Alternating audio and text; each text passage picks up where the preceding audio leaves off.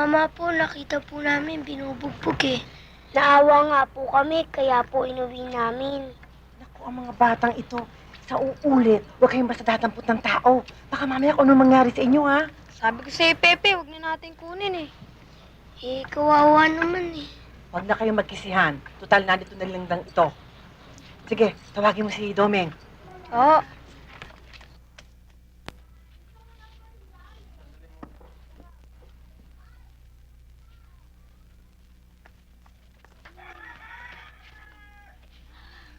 Gising na ba yung iniwi niyong tao? Hindi pa po, Lo. Pero iniwan ko po yung kape sa kanya.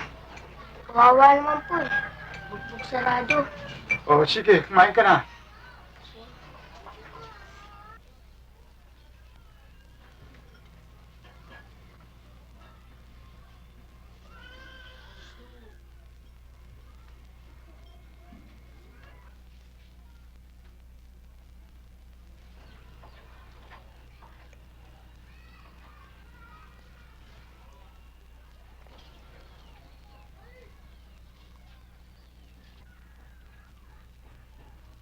Alam mo, Lo, Hmm. kagabi, habang namulot kami ng basura, may 2 patay, tinapon.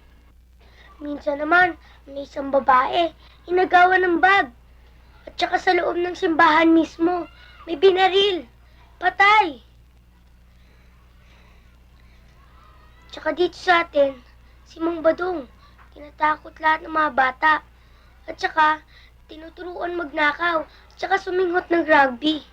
Oy, Pepe. Huwag mong problemahin ang nangyayari sa mundo. Hindi kaya ng utak mo yun. Basta tayo ay nabubuhay ng marangal at nakatutulong sa kapwa, eh sapat na yun. Lo, bakit sila ganun? Oo. Ang lahat ay may katapusan. Pag sobrang ng sama ng tao, may darating na isang bagay na tatapos sa lahat ng yan. Ano pong bagay? Tulad ng, palagay na natin. Halimbawa, isang agila. Agila, Lo? Oo. Ba't naman agila? Kasi nga, ang agila ang pinakamabagsik na ibon. Kahit na anong taas ng lipad niyan, nakikita niya ang nangyayari dito sa lupa. Kaya, kapag ka sinibad ka ng sisid niyan, ay umanda ka. Dadagitin ka niyan. Ganun ba, Lo? Ang agila ang dadagit sa mga masasamang tao? Oo, ganun na nga. Pero ako, Lo, di ba hindi ako dadagitin ng agila kasi mabait ako eh, di ba? Hindi lang mabait, masipag pa. Kaya ikaw, huwag kang mawawala ng pag-asa. Ah, hindi po. Hanggang may basura, Lo. Hindi ako mawawala ng pag-asa. Tsaka ako pong bahala sa inyo. Yayaman rin po tayo. Sana nga. Sana nga.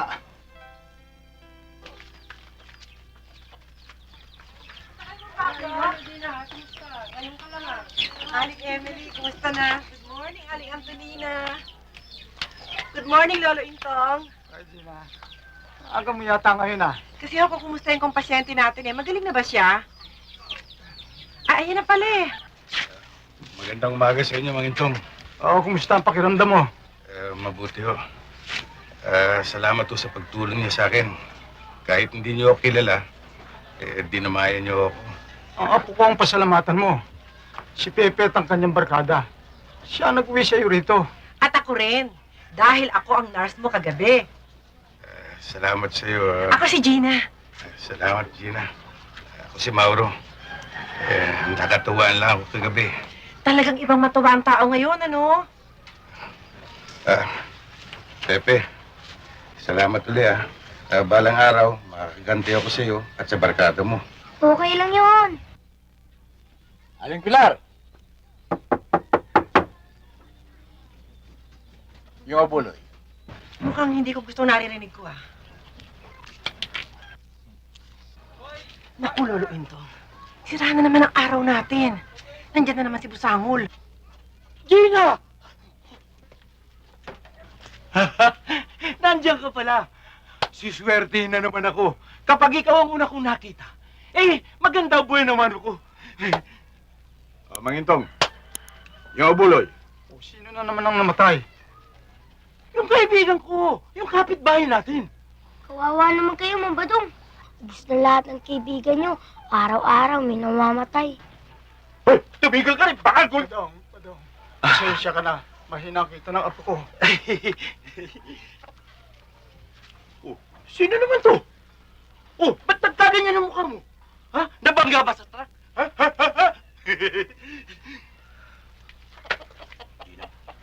Mami,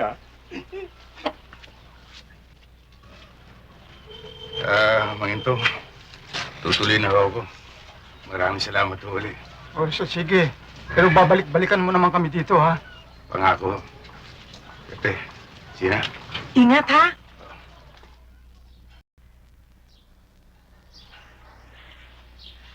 Panyero naman, binastos mo ako roon. Ano ba nangyari? Meron palang raid, hindi mo man lang ako tinimbrihan. Baka hindi mo alam kung ilang milyon na nawala sa akin roon. I lost millions, Panyero. Millions! Dapat mo lang ako bigyan ng proteksyon. Hindi maliit na halaga ang binibigay ko sa iyo at sa mga bata mo. Bigyan mo naman ako ng konting konsuelo.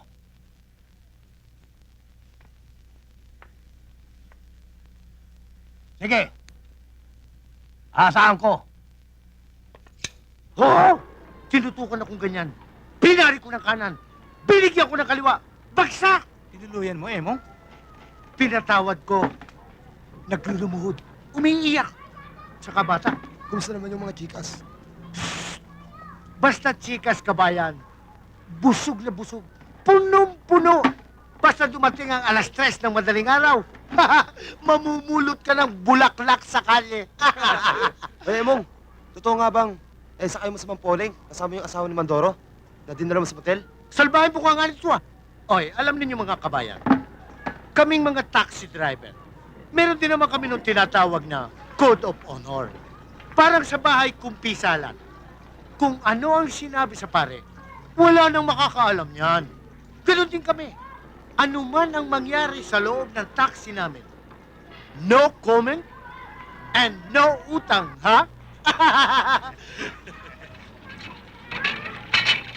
Sandali lang, kabayan. Bilang ko yan, ha? Nakakaapat ka na. Ha! Babalikan ko kayo. Oh, Mauro!